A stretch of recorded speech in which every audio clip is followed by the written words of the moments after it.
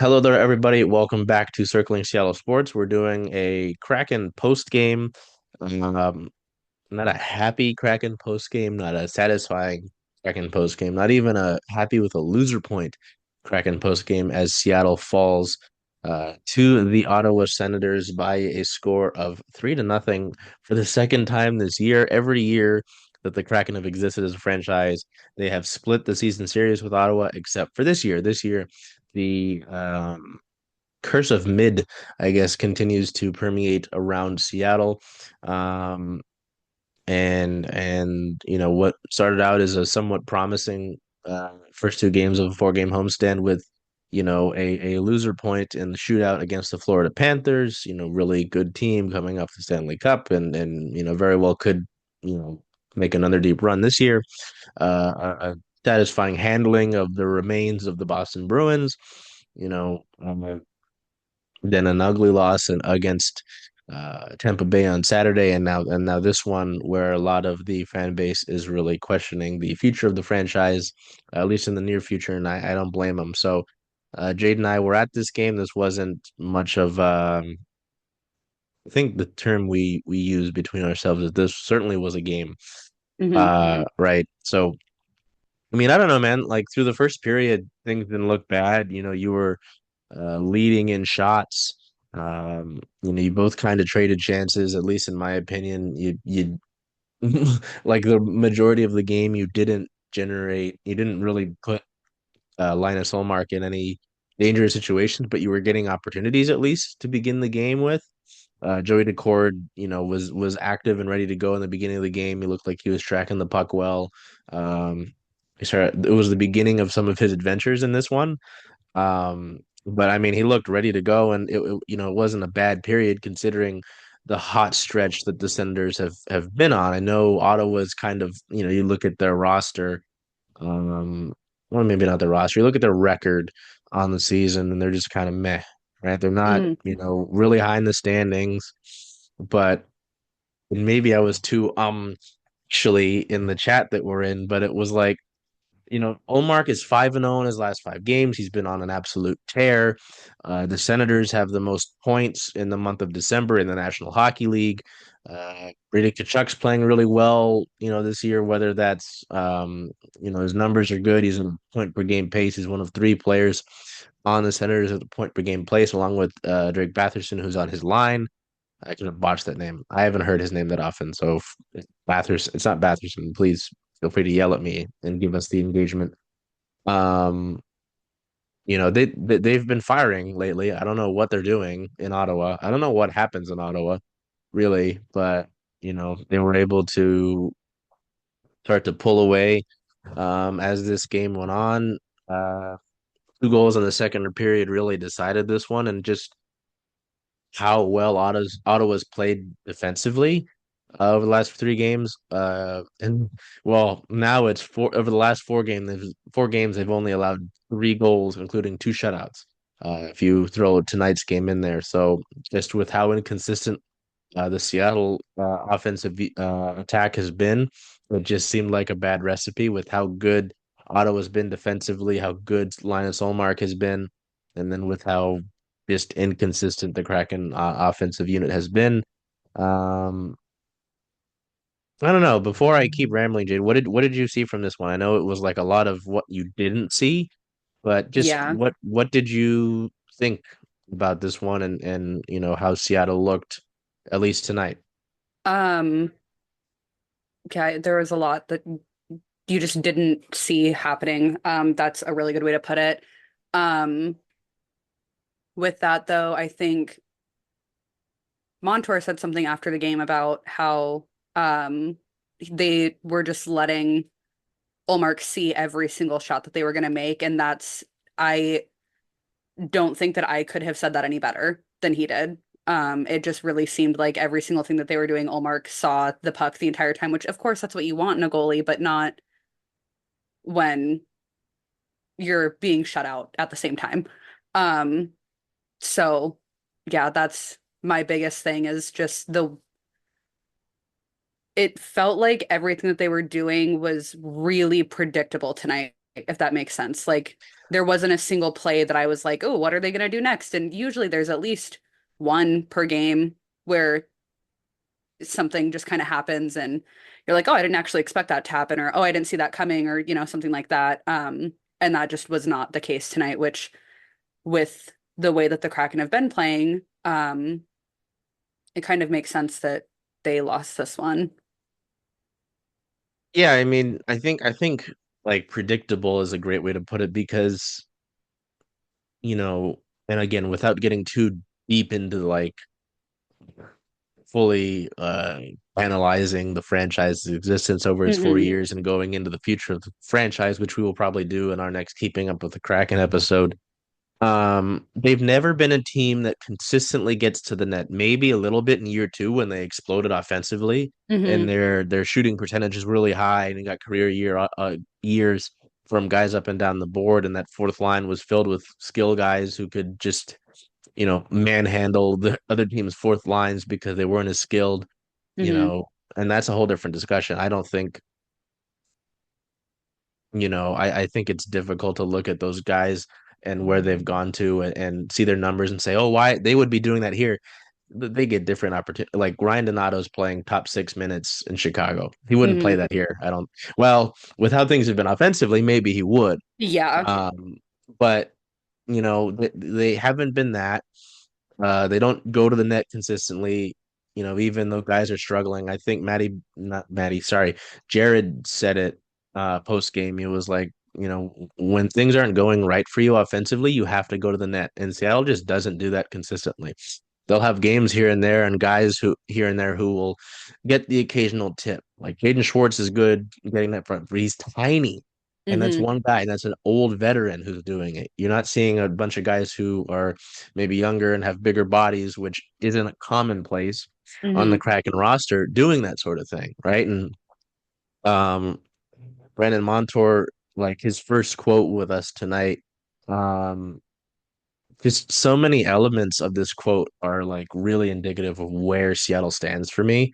Uh, I think he was asked about the shot volume in the first period and not really continuing that sort of thing. He goes, I think that's kind of the story again. I think we got to look at ourselves in the mirror. I don't know how many times we've been shut out this year, but we've played less than 35 games and we've been shut out 6 or 7 times. Um, we're gonna have games where it's not going our way, but it's too easy for these goalies. We had some looks, but again, um, it's just making them too easy for him to see. Um, I mean, it's obvious, and you don't need a Stanley Cup winner to tell you that. It's Hmm. somewhat reassuring, I guess, when he says it. Like, if you need someone to back it up, it's him, right? Um, but they just don't do that consistently. I mean, we can all look at Puckpedia and look at the roster and mess around with the roster, but I can look at this forward group, and I can go down the list. Chandler Stevenson doesn't go net front. That's not really his game. Matty Hmm. Beniers has struggled offensively, and it's great that it was his 200th NHL game tonight. But man, has he struggled offensively. He doesn't really go to the front of the net, despite Hmm. on some power plays being put as a guy who's in the net front. Ty Cartier plays fourth line minutes, so I mean, maybe he could do it more. Brendan Tanev somewhat does. Jaden Schwartz already talked about. Jared McCann, I would rather his skills be on the wing, right, than in front of the net. Ellie Tolvanen, kind of same with him, just with how Hmm. lethal his shot is. You know, um, Ryan Winterton, I really have liked the guy. You can go to the hashtag Ryan Winterton hype train on Twitter. I've been tweeting about the guy since his Firebirds run. He just kind of exists, Hmm. and maybe I put less blame on him just because of how large how much this is a bigger team issue than just him. Like you're putting a guy who I truthfully wanted to just stick in the AHL this year and let him grow, and you've put him into a situation um where you need offensive improvement, and I don't think he's just quite ready to give you that yet. Yeah. He's not playing the sort of game that's net front like this, like we're talking about, that like could, because you've got guys who could impact from the perimeter, Hmm. but that's what Seattle has. And then like you said, it's predictable, right? And it's like, okay, you're gonna send one guy to the net who doesn't create a bunch of havoc. We can wash that away. Yep, And you're gonna send Mark's score. they one guy that does the same move every single time. It's not like the other teams aren't watching game tapes and seeing, what's going on. So I think that that adds just like another layer to the predictability and the way that, I watch these other teams that are doing well this year and their guys aren't all making the same moves over and over again. And so, there's definitely, I don't know. I think we've said this a couple times. There are good things about the Kraken this year, and there are things that just it seems like they're kind of regressing a little bit. I think it just all comes back to consistency. Again, Yeah. I've written about it, we've talked about it. Like you play really well against Boston, you play a tight game against Florida. There was that road trip. They beat the Canes, they come close to beating the Devils, but it doesn't matter when you Hmm. have stretches like San Jose, Anaheim, LA even. It doesn't matter when, you can't sustain it. Like I wrote in my preview today, I was like, this only matters. Those games are only you could the Kraken throughout their history have beaten the top teams in the NHL. In year one, they beat the Canes here. Hmm. Year two, they went on that run where they shut out the Leafs. Was it shut? They beat the Bruins on the road. All of this stuff, but even in year two, when they clinched the playoffs, they had trouble beating lower teams. Right? Hmm. Like they've never been too consistent, and the only year they really were and they got to the playoffs was when they had that crazy depth scoring, and they had all of those guys like hit the magic button and had Yep. career years at the same time, right? So, again, this is stuff for a future time. But I mean, Yeah. going down the list of the rest of the forwards, Shane Wright kind of does, maybe sometimes. Mitchell Stevens is I mean, he's somewhat physical, but that's not saying a lot considering the rest of his teammates in the forward lines aren't.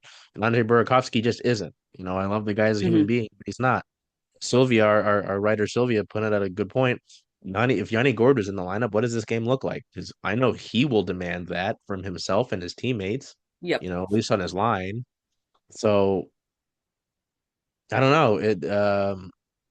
Darren with Sound of Hockey came up to us jokingly when we were going down to do Bilesma's, just general post game media, and he goes, "Was that an inspiring effort or something along those lines?" Like, no, it was obviously he was joking, Hmm. but it was, it's funny because it was the opposite that, I mean, we're celebrating a guy, and I celebrate lightly because I mean we're noting an accomplishment within Beniers who he didn't shoot the puck. He does not have a shot registered in this game. And he went 1 for 8 on the faceoff circle. Yeah. That's just unacceptable. Exactly. Like, Yeah. so, I think Yanni Gore didn't play today. He's practiced and skated the last 2 days. There was hope he'd play today, but he was out with like the scratches and Josh Mahura and Daniel Sprong after Oh, after morning skate, the optional morning skate, I think you get him back. You have to bench Matty. At some point, you have to healthy scratch him. There's been a lot Hmm. made of um, the press box fix, and it's worked really well, obviously, for Shane Wright and Oliver Bjorkstrand, the two guys who lead you in points since December began. I don't think Andre Burakovsky was on there long enough, but that's partially because Yanni Gord got hurt Yep. during I that agree. Islanders game, right? And people are like, oh, what about Daniel Sprong? Daniel Sprong is such a defensive liability that they don't want to put him in there over a guy like Ryan Winterton who isn't doing much. What is that? That tells me more about Sprong than anything else. Hmm. They took a flyer on the guy. Remember, it's future considerations, so it very well could just be like a bag of Tim's chips at this point. You Yeah. know, this is the warning signs about this were like clear in the off season. I I wanted to ignore them. I wanted to see, hopefully a Matty bounce back effort, improve his offensive game, after a regression year in year two. I wanted to see what Stevenson could do as a distributor. And I think part of the reason they were like fine with giving him that contract was that they hoped he could center, some of your wings that were going to be able to produce. Hmm. And obviously, you haven't gotten that. Jared McCann has been your best forward, and he's in a slump right now. That doesn't really help.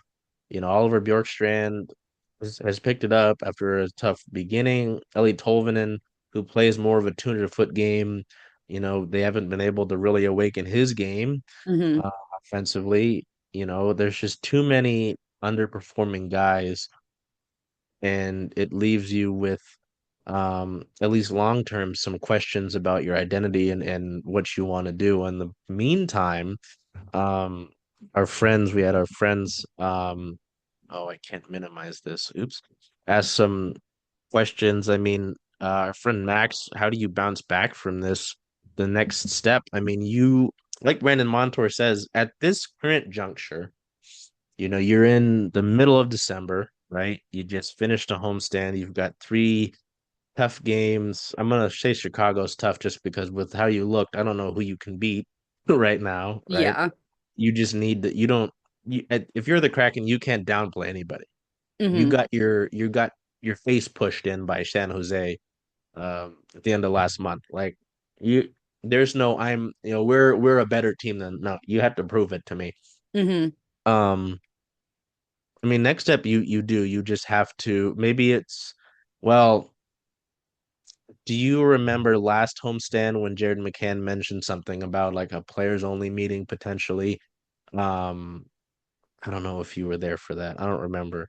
That might have Uh, been, I think you told me about that. I don't think I was at that game. I think that might have been the one that I stayed home from because I didn't feel good. oh yeah, yeah. But that's my issue. My thing with that was I remember it being mentioned, and I think I tweeted about it because it's like, people. There are some fans who love hearing about a players only meeting. My only Hmm. issue with that is that you can't do it like every time something bad happens. Like Yeah. you can't do it after the Tampa Bay game and then you lose poorly in this one. It's like, oh, well, do it Players only again. meeting. Yeah. It's not like it loses its effectiveness, just usually that comes after a big slump and you air your own grievances and it's like you kind of understand each other better, that sort of thing, and you reset. I don't know if they did or not. No one ever came out and said they did. Players usually don't do that. Hmm. Um, in some cases they do, but I mean, if they haven't, they need to. Um, and if they did, then it's like, well, some of you didn't really commit to getting better here. Yeah. There's no getting to the net.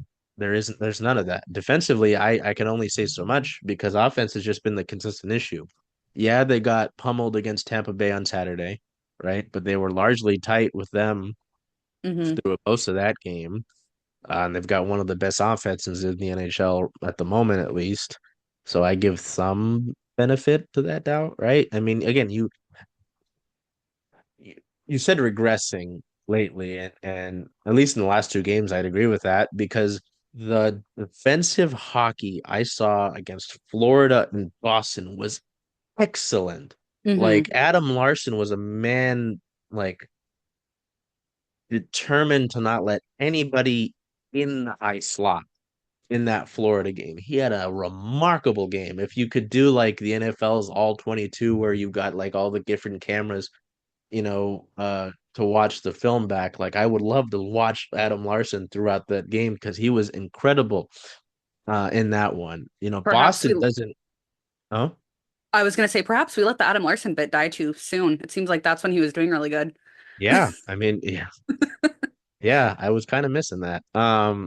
Against Boston, they only get their goal because of a penalty shot because Hmm. not Adam, maybe I'm talking about Adam too much. Brandon Montour, Superman, dove on it, and even then, I think that was the right call, and I think you'll live with that.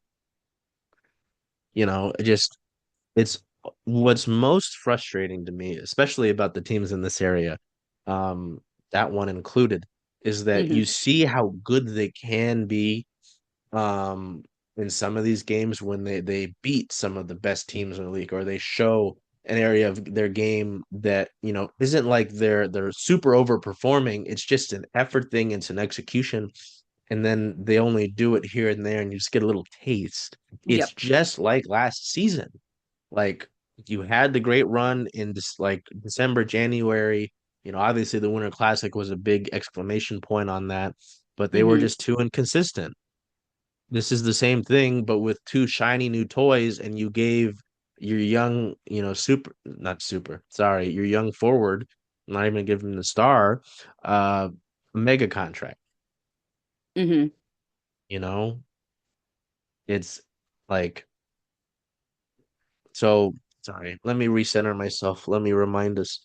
Yeah, No, you're fine. if I was gonna say, kind of to follow up on Max's original question, and I think I saw somebody reply with this in Mike Benton's tweet that he does after every game, um, saying like, at what point do you bench Borgen and put Mahura in and just see, does that do anything? Does that change something? I very well could, and that's something that we can probably get a little bit more into on the next actual Keeping Up with the Kraken episode, because I know that there's a lot of feelings and things going on yeah, I surrounding mean Born that right could now, but even go into like it, I don't think Dan is afraid to shake things up. Obviously, he's done it with two of your more impactful forwards. hmm. We haven't really seen that with a defenseman yet. Will Borgen is a guy who, I mean, at least in this game, he didn't score too poorly, I don't think. No, no, he's in the upper half, which is fine. But, one game doesn't change a season, unfortunately. Yeah, Um, I agree. But it could, I mean, it's worth a shot for a game or two. Oh yeah, no, I would See. absolutely like let him reset, let him see things, and maybe that's what Beniers thinks. I know for a fact there were times last season where he was in a scoring slump, where he was frustrated. He felt like he was doing things the right way, and he was getting pucks that were just that close, and he was Hmm. basically saying to his locker mates and like Yanni Gordon, Jordan Eberle, "What do I need to do?" And Yep. those are good guys to go to for that. But you know, I mean, I as was said in that chat, he's trying. I mean, he's still. Hmm. I can look at his defensive game; is still a plus defender, and that's great. That's Yep. great when you're playing the lines with like a Barkov against the Panthers, and you're playing a Pasternak. Hmm. Ideally, when you're playing that Kucherov Gensel point line, but things kind of fell apart in that. But you do. I mean, it is a 200-foot game. It's not the NFL where you play offense or defense. It's it. No, you need as a forward, you kind of need to do that, and that's kind of what Seattle wanted. And him and Shane, those are guys who are supposed to play a 200-foot game. And it's not a bad pillar necessarily to build on, Hmm. but yeah, you give him the long-term deal instead of a bridge deal, as we all in the media kind of thought he was going to get, and it's like, Yeah. well, we're kind of stuck with you no matter what. So Yep. yeah, I don't know. To just what's next? I mean, I think you probably do need to make some choices like bench scratching a Beniers, scratching a Borgen. I Hmm. think the Beniers one has more impact, truthfully. But yeah, I mean, Josh Mahura has played well when he's been in. You don't notice him too much as a defenseman. I don't need to notice him that much. You Hmm. that's a good thing. Yep. So I don't know. I think that's it. I think I don't know what you need to do to incentivize going to the net front and playing greasy and dirty and all whatever sort of adjective you want to use, Hmm. because that's what's going to beat a guy like Linus Olmark who's on a tear right now. Yep. You know, like you said, like I'm going to keep going back to what Jade said is predictable. That's the problem. I mean, he's a guy. There was one shot where I think Jared McCann was coming down to Omar's left down the ice and just kind of fired off. And Jared McCann has a great shot. And I will. It's not Jared McCann slander, but it was just a shot that was too easy for him. Like I saw Omar going. He was already had his pad ready to save it, but then he put his stick like he essentially projected it. It's Hmm. like that's just too easy. Yep. It's not that's not a shot either that you can create a rebound chance for. There weren't any rebound chances really, Hmm. because he had the stick ready and he was able to just push it out to the board. So I mean, yeah, you're gonna go and play against Chicago, which I'm not really those goaltenders I'm not too worried about. You're gonna go and play Vegas and yeah. And Uh-huh. then Colorado, I don't know how their retooled crease will work long term, but Right you know, now, I think it's looking decent, if I remember decent. correctly, from what I've seen. Well, and if it's Um, Blackwood, right? I mean, they didn't do too well against him already in San Jose, against San Jose, yeah. right? So I don't know that, and even outside of Linus Olmark playing well, you should do this sort of stuff anyway. Like Hmm. that's your like it's gonna sound corny, but it's like that's your lunch pail, hard hat, like general um offense that's your bread and butter. That should be Hmm. your sort of bread and butter. And maybe Seattle, just with the way that their roster is constructed forward wise, the forwards are just not built for that. You need in the offseason, this offseason, I'm imagining you don't tear it down completely Yeah. because with pressure from ownership and potential NBA expansion, you want to remain relevant, Hmm. ideally. Um, you can't tear it down completely, I don't think. That's part of why things, I don't think you can fully focus on the future and just sort of tank. Um, Colorado's won 5 out of their 8 games in December so far. I just looked that up. So, oh Jesus Christ. and I can't remember exactly what day they did their uh goalie revamp. Swap. Yeah. Yeah. But yeah, 5 of 8 so far. Then we're gonna have to deal with Nathan McKinnon. Yeah. Um, Um, yeah, you need to get bigger. I mean, you've mhm. got guys in the pipeline. Yanni Newman's bigger. He's been scoring pretty well lately. I don't think he's ready next year, certainly not this year. Like you let Yeah. him cook there. You let the brownies fully bake, right?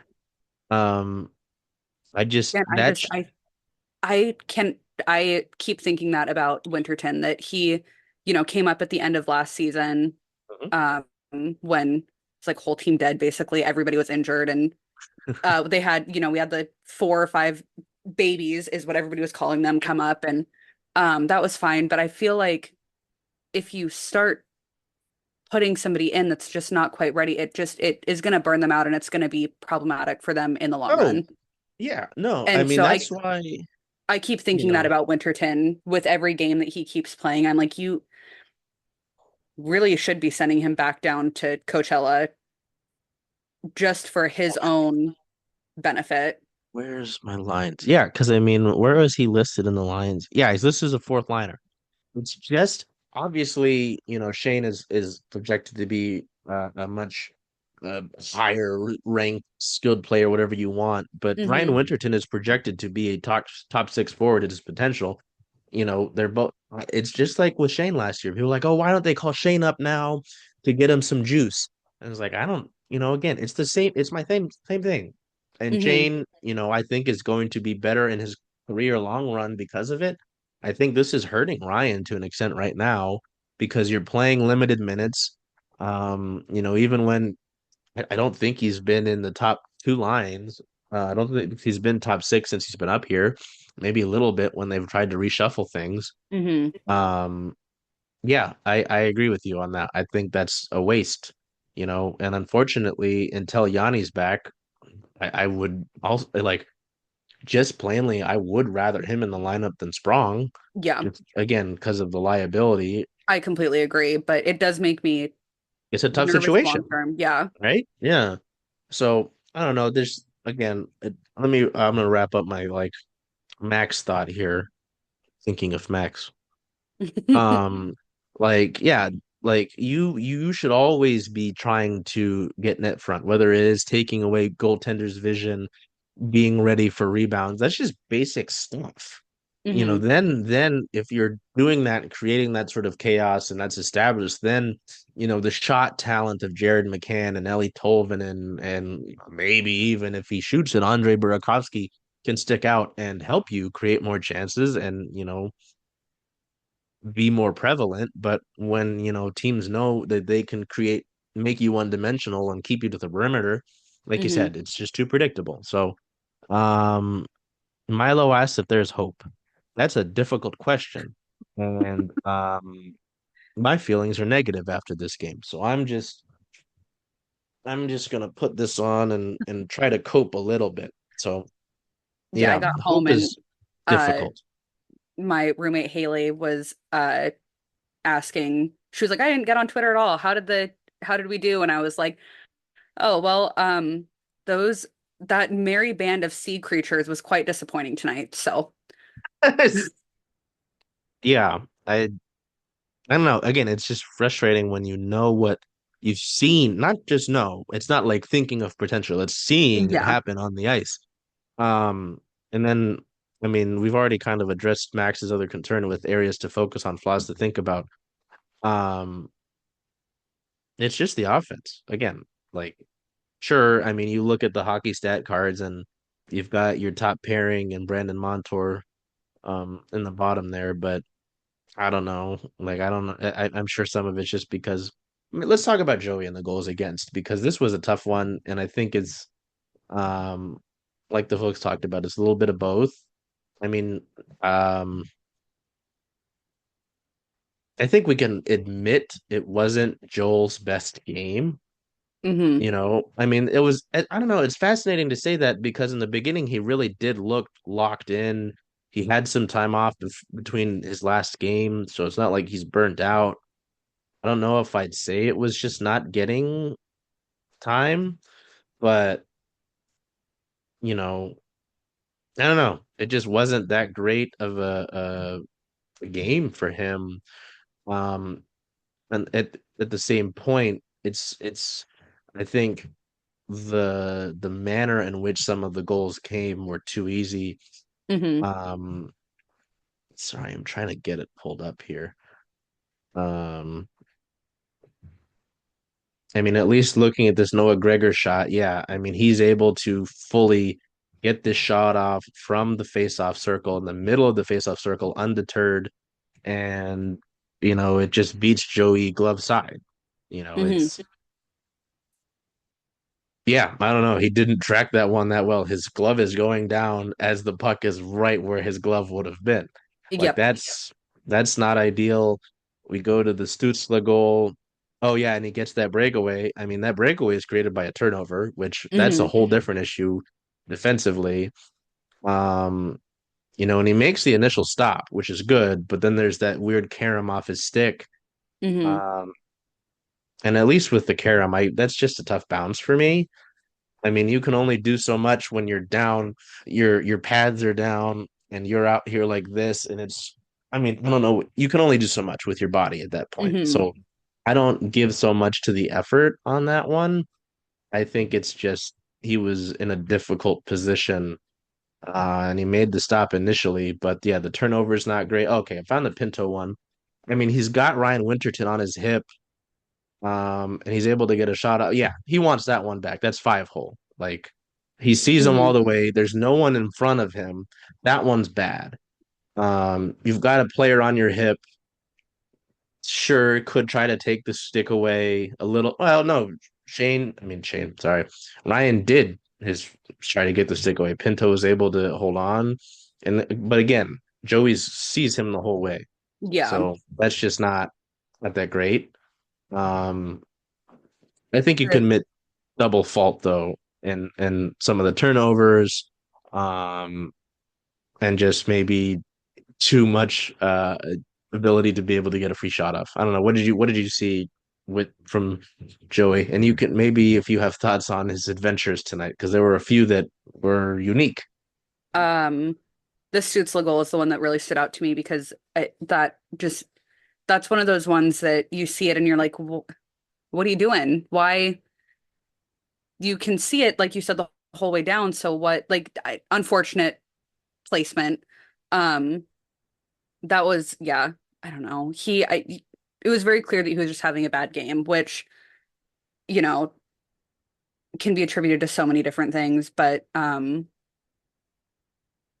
yeah, basically, I would just echo everything that you said. His adventures are their adventures. I feel like they're getting, uh a little bit more um a little bit more adventure is the only word that I can think of, honestly. Sure. Like he's uh And going a little bit further, it seems like being a little bit more like playing the puck a little bit more, which is fine. And I know that Dan sure. talked about it after the game, but I don't know, we saw that one play where he tossed the puck all the way across the ice Oh, basically. And yeah. um I mean, that would the have been good if Ty was able to finish, but you put a yeah. guy up there who doesn't get much minutes, doesn't really shoot the puck. Hmm. Um, yeah, no, my thing with Joey and his adventure time, even if I did say we should get one of those like kid leashes and tie it to the net and Hmm. have him on that, even if I did say that. Um, I think like Dan said, and I think even Dave said this last year. You remember Dave Haxtell? Yeah. Um, uh, it's just part of. Oh, well, and he said it kind of after, I think it was the Carolina game last year on the road where someone had just sent the puck down the boards to that end of the ice, and it took a weird bounce off one of the stanchions and went directly into the goal after he had gone to go and play it behind the net. It's just part of it. I mean, you will get those moments every once in a while. I mean, if he continues to up the ante with his adventures, then it's like, okay, maybe we need to settle you down and kind of Hmm. remind you that the blue paint is your home. Yeah. Um, but I don't know. I think he'll have games like this, you know, and I think that's just part of it. It was such like last year there were so many scrums, whether it was talking to the defenseman or even some of the forwards, or especially Dave, where it's like, what's it like to have a goalie that plays the puck? And it's Hmm. like it felt like a gimmick for so long, but it is part of it. I mean, so many of the defensemen are like, oh, it's like having a third defenseman back there, which is nice, I'm sure, Hmm. to either keep play going or get the puck out of your zone easier. Um, yeah, my main thing is if it gets worse where it's like detrimental to the team, you got to talk to the guy. But, Yep. if it's a blip like last year with that Carolina game and there were some instances, then I worry about it. Hmm. Um, yeah. I've also seen him described as and I think I've described him this way, but just being a like essentially a third defenseman, another defensive player on the ice, which yeah, is good. It definitely can make a game a little bit nerve-wracking when he's out adventuring and you can kind of see when something is going to happen that shouldn't be happening. But yeah, Yeah. No, I don't know. It's interesting. At the end of the day, I don't think solely Joey was why Seattle lost. I don't think that's no, I completely ever agree with that. really um a I thing. Like we personally say, rarely blame losses on just goalies. So and especially not when you get shut out, yeah. right? So, um, there are instances where you just respect the opponent for how good they're playing, but you can also acknowledge that you could have played better. And Hmm. and I think the Kraken will do both. They'll acknowledge that Olmark played well. Dan said so as well. Um, but like Montour said, he made it too easy Hmm. for him. Um, where you go from here, I mean, you've got this road trip now as we kind of transition away from the game itself, because I mean, you kind of touched the main points. There's not like too many intricacies to this game. Yeah. Um, you go and the travel today. By the time you're seeing this, it'll be Wednesday the 18th. Um, they'll travel today to Chicago. They'll have a morning skate at United Center Arena. I don't remember. I don't really care about Chicago outside of Ryan Donato and Kevin Korchinski.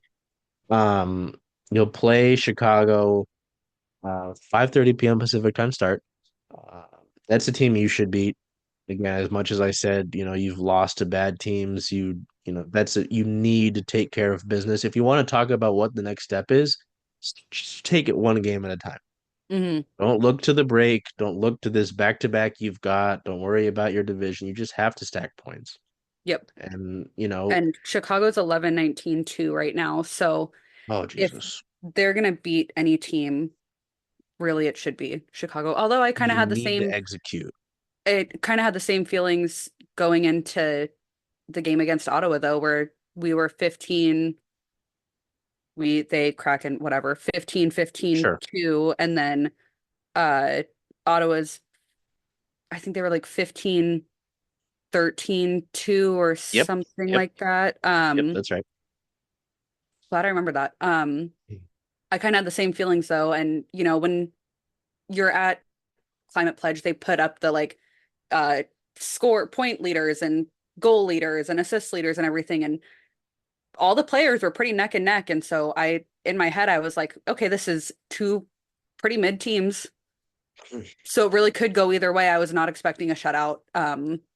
So, looking at what Chicago's done so far with being 11, 19, and 2, you would assume that the Kraken can go in and win a game. But Yeah. And like you this said, it's there's just not a lot of hope right now.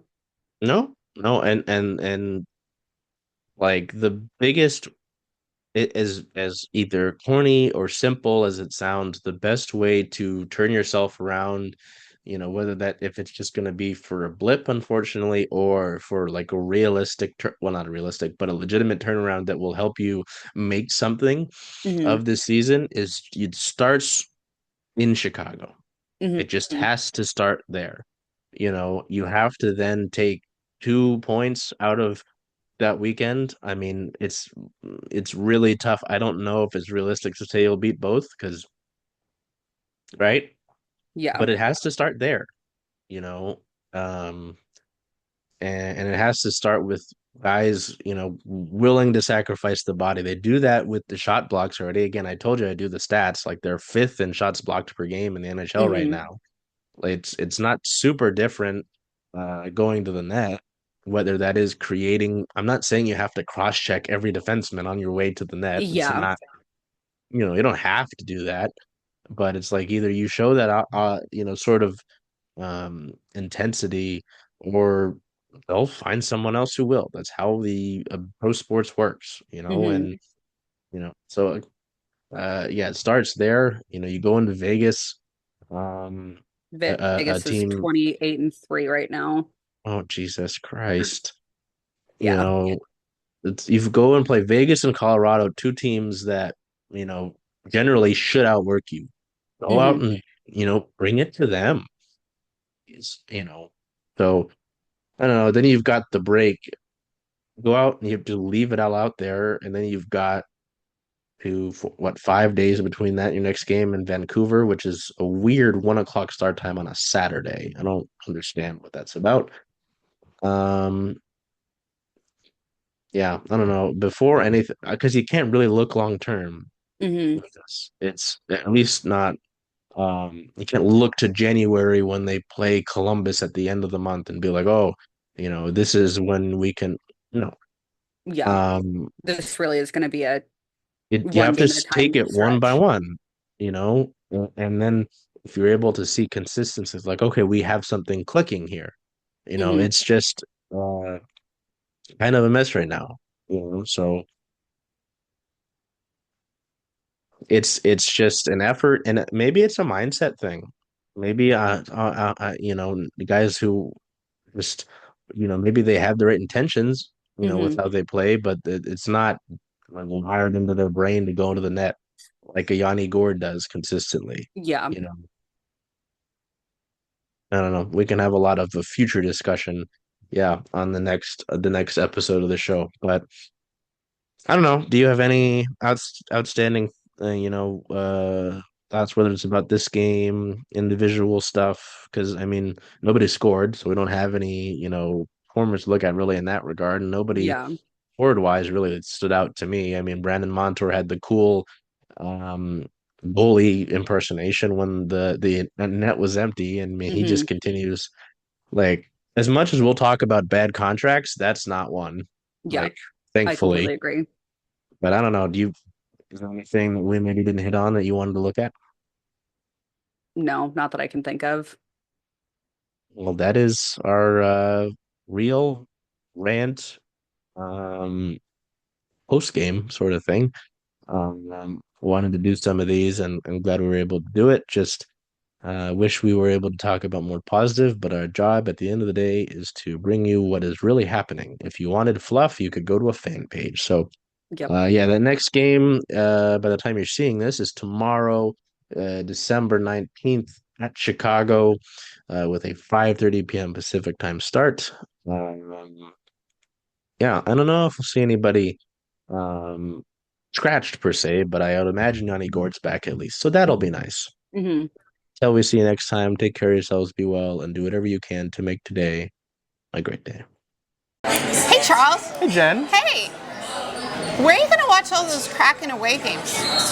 Cracking away games, making a push. I was thinking of coming here just because Rough and Tumble is the home of Circling Seattle Sports, only if that's okay with you. I mean, I love that idea. Hope to see you here.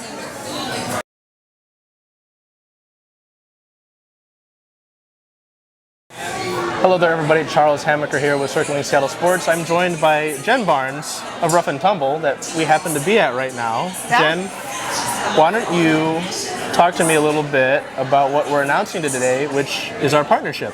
I'm so excited about this. First of all, I just want to say thank you. I think all of us here at Rough and Tumble are big fans of what you and your team at Circling Seattle Sports does.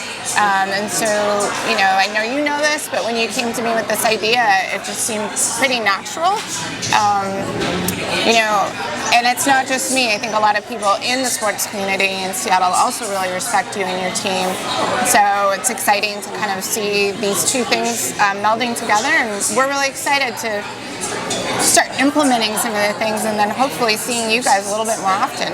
Yeah, and so with what Jen says about seeing us more often, we've got a few things in the works, but you'll see watch parties here. We'd like to do a few different of our community drives, which you'll hear about here in a little bit. From now, we've got to make our announcements one at a time. I can't drop everything. Not everything right. all at once. But this has been a home for a lot of our team, whether it's myself, our friend, our photographer Liz is behind the camera. Liz is here often, so our team has kind of adopted this place kind of like our own since I saw you at our soft launch. So, it's been great to have that support. In a lot of ways, and part of the reason I wanted to do this was the Rough and Tumble embodies a lot of what Circling Seattle Sports wants to do. Obviously with women's sports, with the storm and the rain, but just being, having the game on, every game on. Yep. How much of that, did you see a line kind of even before this idea was mentioned when I first met you? I think it's always felt like that. I mean, you and your team were here on opening night, and you just feel like you're part of the space, so it felt like really natural. And the fact that you actually cover all of the sports really makes your group stand out. So you are always covering all the rain games, all the storm games. UW women's softball, UW women's basketball, UW women's hockey. We love it. So all of those things, and obviously passionate M's fans, passionate Hawks fans, and passionate Kraken and Sounders fans. So really, from our perspective, those two things meshed really well. So, you heard it from Jen herself, but this will be our home for all of these events, whether it's you can't make it to these games at home, we're always going to direct you to Rough and Tumble, and obviously the games on the road as well. All these, we're talking about the rain, they've got their schedule out finally, but this will be our home for that. Great. The storm games on the road, this is our home. Yeah. For all intents and purposes. I love it. And when I mentioned it to Jen when I first had this idea come up, I had this idea come up wearing a pink wig. Yes, you did. Ahead of Megan Rapinoe's final regular season home game for the Reign this past year. Yeah. I told her it's because I wanted this to feel genuine. Yep. I wanted a connection to feel genuine, and it does. So that's what this is. Rough and Tumble is the home of Circling Seattle Sports, and I'm so excited to finally announce this partnership. I can't wait.